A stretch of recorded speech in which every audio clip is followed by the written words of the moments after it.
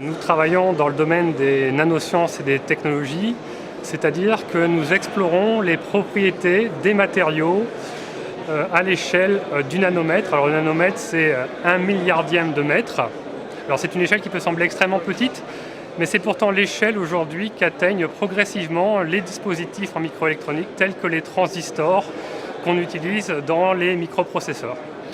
Aujourd'hui, la dimension caractéristique d'un transistor dans un microprocesseur, c'est une petite trentaine de nanomètres et ces dimensions continuent à diminuer au cours du temps et on va bientôt entrer dans la gamme de la dizaine de nanomètres.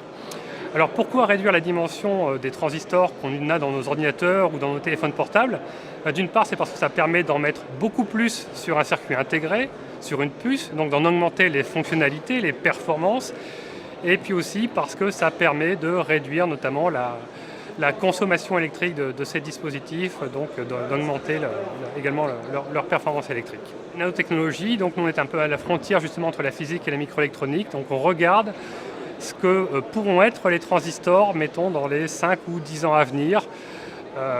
Quelles seront les solutions à mettre en œuvre pour continuer à les faire fonctionner à l'échelle de la dizaine de nanomètres.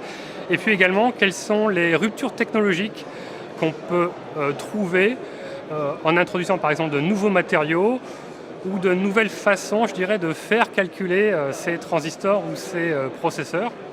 Donc on aborde un petit peu toutes ces thématiques en même temps.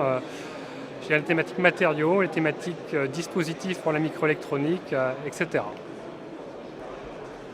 Alors pour nous, la simulation numérique est un outil extrêmement important parce qu'il est de plus en plus difficile de caractériser, je dirais, les objets que l'on fabrique à l'échelle de la dizaine de nanomètres. Donc il faut également pouvoir simuler leurs propriétés pour comprendre exactement comment ils fonctionnent et ce qu'on peut en attendre. Alors en fait, quand on arrive à l'échelle de dizaines de nanomètres, on passe dans le domaine de ce qu'on appelle la physique quantique. Et cette physique est extrêmement riche, extrêmement complexe et très difficile à modéliser.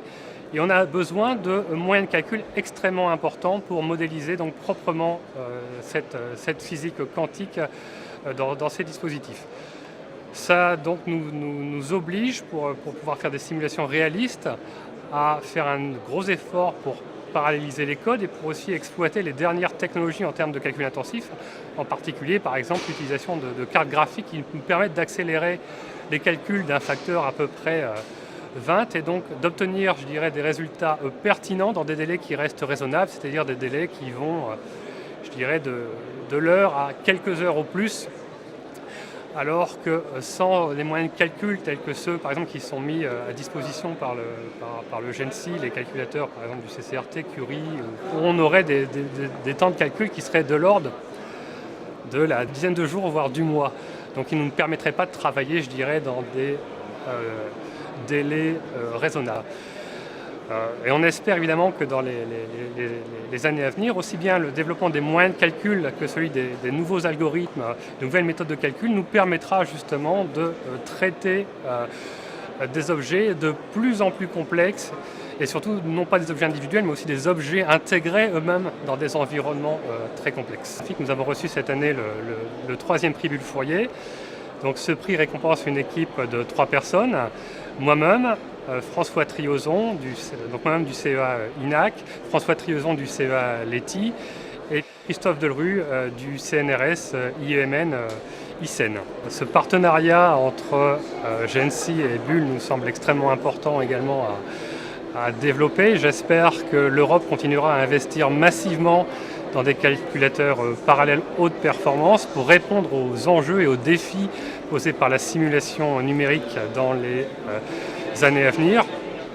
Il est clair que dans beaucoup de disciplines, la nôtre, mais aussi dans beaucoup d'autres disciplines, la simulation numérique est devenue un outil de première importance et seuls, je dirais, les